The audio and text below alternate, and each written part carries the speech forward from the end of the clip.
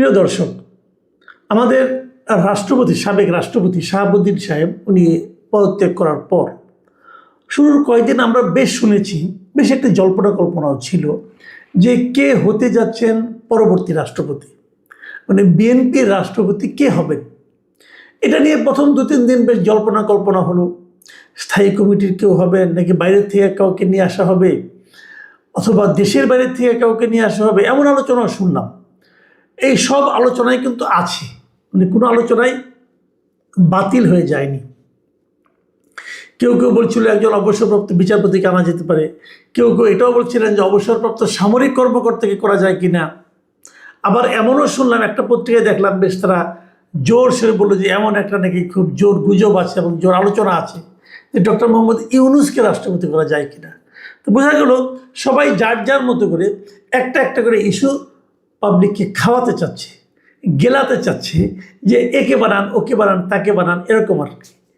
তো হতে পারে এই সমস্ত প্রবণতা, এই সমস্ত প্রচেষ্টাকে আমি একদম উড়িয়ে দিই না, কিন্তু এক্ষেত্রে একটা মোটামুটি অবশেষে আমরা দেখলাম যে গত রাতে, মানে শনিবার রাতে একটা কনক্রিট ধারণা মতো পাওয়া গেল। সেই ধারণাটা কি, বিএনপির যে স্থায়ী কমিটি আছে, স্থায়ী কমিটি হচ্ছে বিএনপির সর্বোচ্চ যে কমিটি, সেই স্থায়ী কমিটি একটা মিটিং বসেছিল এবং মিটিংয়ে তারা ঠিক করেছেন যে কাকে রাষ্ট্রপতি বানানো যায়। সেই ঠিকটা কীভাবে, তারা একটা সিদ্ধান্তে আসছেন আর কি।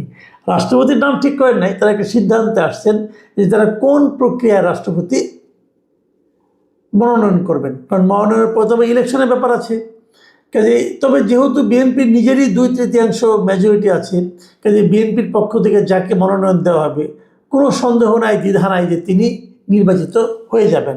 এটা আমরা আগেও দেখেছি, এটা 91 সাল থেকে আমরা এই প্রক্রিয়া দেখে আসছি।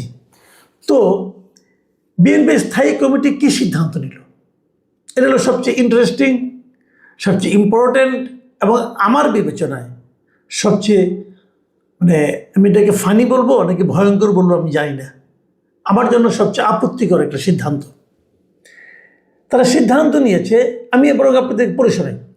দৈনিক প্রথম আলোর এই সংক্রান্ত একটা রিপোর্ট প্রকাশিত হয়েছে। সেই রিপোর্টে বলা হয়েছে স্থায়ী কমিটির বৈঠক শিরোনামটা এমন ছিল যে রাষ্ট্রপতির প্রার্থী মনোনয়নের দায়িত্ব দলীয় প্রধানকে দিল বিএনপি, এটা শিরোনাম। আর যদি আমি প্রথম লাইনটা পড়ি, প্রথম বাক্যটা আপনারা শুনুন। দীর্ঘ আলোচনার পর রাষ্ট্রপতি পদে দলীয় প্রার্থী মনোনয়নের দায়িত্ব বিএনপির চেয়ারম্যান ও প্রধানমন্ত্রী তারেক রহমানের হাতে ন্যস্ত করেছে দলের নীতি নির্ধারণী ফোরাম জাতীয় স্থায়ী কমিটি। শনিবার রাতে গুলশানে চেয়ারম্যানের কার্যালয়ে এই বৈঠক হয়। তাহলে দাঁড়ালোটা কি, দাঁড়ালো হলো সর্বোচ্চ যে নীতি নির্ধারণী ফোরাম জাতীয় স্থায়ী কমিটি, তারা মিটিং করেছেন এবং সেখানে দীর্ঘ আলোচনা হয়েছে। দীর্ঘ আলোচনা হয়ে তারা এমন সিদ্ধান্তে পৌঁছেছেন, সেই সিদ্ধান্ত হলো যে জনাব তারেক রহমান দলের যিনি চেয়ারম্যান এবং একই সঙ্গে যিনি দেশের প্রধানমন্ত্রী, তিনি ঠিক করবেন যে কাকে দলীয় প্রার্থী হিসেবে মনোনয়ন দেওয়া যায়। আমি আগে বলেছি বিএনপি যাকেই মনোনয়ন দিবেন তিনি হবেন রাষ্ট্রপতি। তাহলে রাষ্ট্রপতি কে হবেন না হবেন এই দায়িত্বটা দেওয়া হলো কাকে, একজন ব্যক্তিকে। আমরা এই জিনিস আগেও দেখেছি, এটাও তাও একটু তারা ঘুরিয়ে ফিরিয়ে খেয়েছে যে তারা একটা মিটিং করেছে, মিটিং করে একজনকে দায়িত্ব দিয়েছে। শাহাবুদ্দিন সাহেব যখন রাষ্ট্রপতি হলেন তখন কিন্তু কেউ জানতো না কী হবে, মানে তৎকালীন যিনি প্রধানমন্ত্রী আছেন উনি আবার এদের সঙ্গে মিটিং করার কোনো প্রয়োজন মনে করেন নাই। উনি একা নিজের কাছে গোপন রেখেছেন, রেখে উনি শেষ মুহূর্তে ঘোষণা করেছেন অমুক হবে রাষ্ট্রপতি। তার মানে রাষ্ট্রপতি একটা নির্দলীয় পদ, কিন্তু মাথায় রাখবেন এটা একটা নির্দলীয় পদ এবং এই নির্দলীয় ব্যক্তিটি কে হবেন সেটা নির্ভর করছে একজন ব্যক্তির ইচ্ছা অনিচ্ছার উপর। সেই ব্যক্তিটা কে, তারেক রহমান, সেই ব্যক্তিটা কি খালেদা জিয়া, সেই ব্যক্তিটা কি শেখ হাসিনা, সেই ব্যক্তিটা কে, এটা আমার জানার কোনো প্রয়োজন নেই, এর ব্যাপারে আমার কোনো আগ্রহ নেই। কিন্তু বিষয়টা হলো একজন ব্যক্তি, তিনি হয়তো সবচেয়ে ভালো সিদ্ধান্তটা নেবেন, কিন্তু একজন ব্যক্তি। এই যে একজন ব্যক্তির ইচ্ছা অনিচ্ছার উপর কিছু একটা হয়ে যায়, কিছু একটা বাধাগ্রস্ত হয়, অথবা কিছু একটা সিদ্ধান্ত হয়, রাষ্ট্রীয় সিদ্ধান্ত হয়, সর্বোচ্চ রাষ্ট্রীয় সিদ্ধান্ত হয়, এটাই হলো গণতন্ত্রের জন্য সবচেয়ে মারাত্মক ক্ষতিকর বিষয়। আমি আপনাদেরকে একটা কথা বলি, অনেক পুরনো একটা ঘটনা। আমি যখন একটা দৈনিক পত্রিকার চাকরি করতাম, দৈনিক আমার দেশ পত্রিকার সময় চাকরি করতাম, সে সময় আমি জাতীয় পার্টির একজন বড় নেতা মিস্টার জিএম কাদের, যিনি চেয়ারম্যান, আমি জিএম কাদের একটা ইন্টারভিউ করতে গিয়েছিলাম। তো ওই লোকটাকে আমি পছন্দ করি পার্সোনালি, যে উনি বেশ লজিক্যাল লোক, কথাবার্তা ভালো বলেন।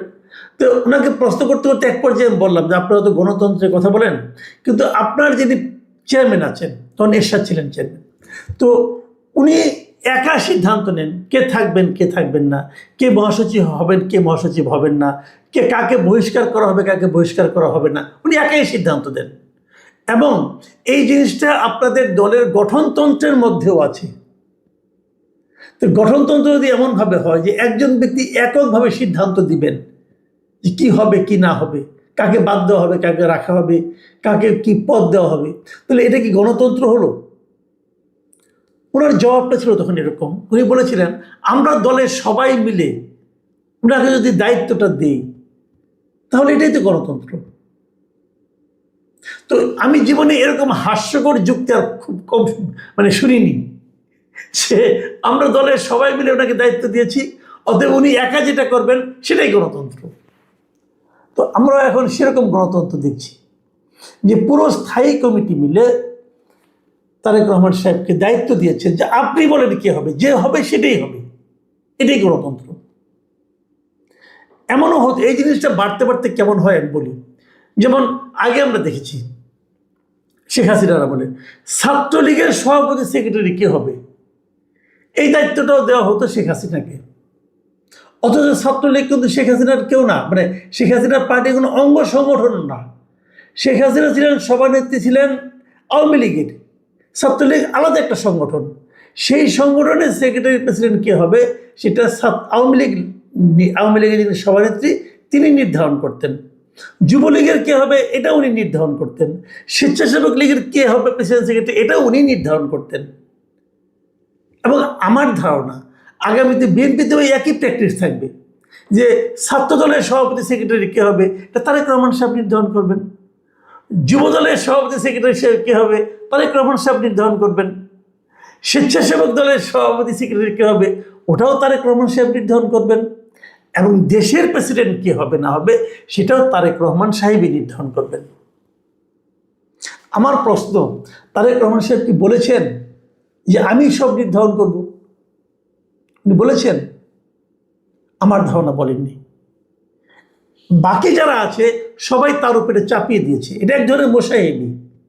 এই লোকগুলি এত বড় বড় হয়েছেন, এত বড় সিনিয়র লিডার, এত বড় বড় মন্ত্রী, তারা ওনারা একটা দল চালাচ্ছেন, দেশ চালাচ্ছেন, ওনারা সবাই মিলে, আমি নিশ্চিত ওনারা সবাই মিলে ওনার উপর চাপিয়ে দিয়েছেন।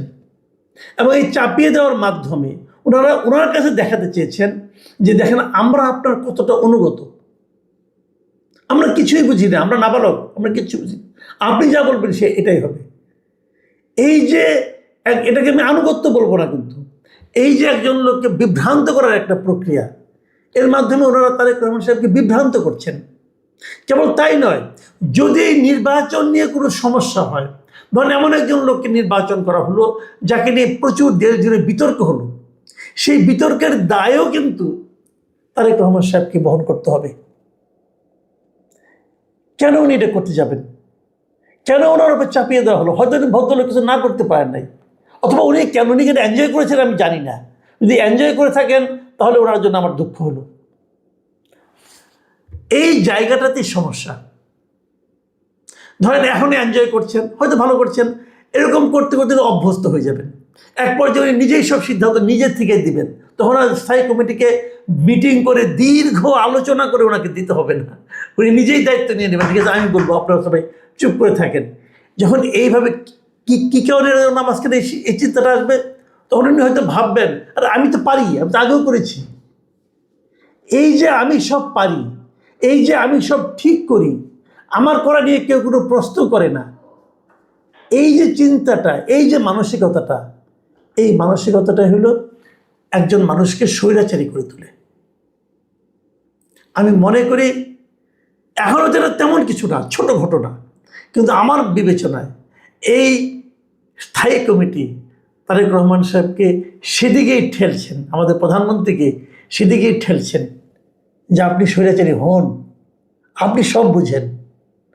ভাই, মানুষ তো আমরা সবাই, এবং এর মাধ্যমে ওনাকে তারা বিপদেও ফেলছেন। এই সমস্ত সমালোচনা আপনি গ্রহণ করেন, আমরা কিছু জানি না। এবং যখন যে লোকটা হবে, এবং এখানে আরেকটা লোভও কাজ করতে পারে বলে আমার ধারণা। লোভটা কি সেটাও বলে রাখি। এই যে স্থায়ী কমিটি, অনেকে বলা বলি করছেন যে স্থায়ী কমিটি থেকে হয়তো কাউকে প্রেসিডেন্ট নমিনেট করা হতে পারে। তো স্থায়ী কমিটিতে যারা আছে, আমার ধারণা সবাই নিজের থেকে একটু লোভ অনুভব করছেন, যদি আমার নাম বলে, যদি আমার নাম বলে, তো আমি যদি এখানে কিছুটা বলা বলি করি কাকে নিতে হবে, আমি তো নিজের কথা বলতে পারবো না। কাজে এই দায়িত্বটা আমরা ওনাকে দিয়ে দিই। সমস্যা তো ছিল না, আপনারা গোপন ভোটের মাধ্যমে করতে পারতেন। গোপন ভোট করতেন যে আপনি ভাই কাকে পছন্দ করেন, প্রত্যেকটা স্থায়ী কমিটির সদস্যকে বলতে পারতেন যে ভাই আপনারা এক কাজ করেন, আপনারা 5 জনকে একটা নাম দেন। এই 5 জনের কোনো প্রার্থী হয় নাই, কেউ নাম জানেন, আপনার মনের থেকে আপনি যে 5 জনকে আপনার পছন্দ হয়, মনে মনে যার কথা ভাবছেন, হয়তো এই কথাটা কেউ ভাবে নাই, হয়তো আপনি আপনার কোথাও ভাবছেন, কোনো সমস্যা নাই। আপনি 5 জন লোকের একটা তালিকা দেন, সিরিয়ালে দেন, যাকে 1 নম্বরে চান, 2 নম্বরে চান, 1 2 3 করে 5 জন নেন। সবার কাছ থেকে নেন না 5 জনকে সিরিয়াল, গোপন ভোটে একটু খুলেন, ওখানে তো আমরা বুঝতে পারবেন সবাই মিলে কি চায়। কিন্তু সেই রিস্কেও কেউ যায় নাই। এখানে একসঙ্গে অনেকগুলি বিষয় কাজ করেছে। প্রথমত লোভ, দ্বিতীয়ত মোসাহেবি, এবং তৃতীয়ত দায়টা একজন লোকের উপর চাপানোর মানসিকতা। প্রিয় দর্শক, হয়তো অনেকে বলবেন নাকি ছোট বিষয় নিয়ে আলোচনা কি দরকার। বিষয়টা ছোট, কিন্তু আফটার ইফেক্ট অনেক বড়। সবাই ভালো থাকবেন। এখন এ পর্যন্তই। আল্লাহ হাফেজ।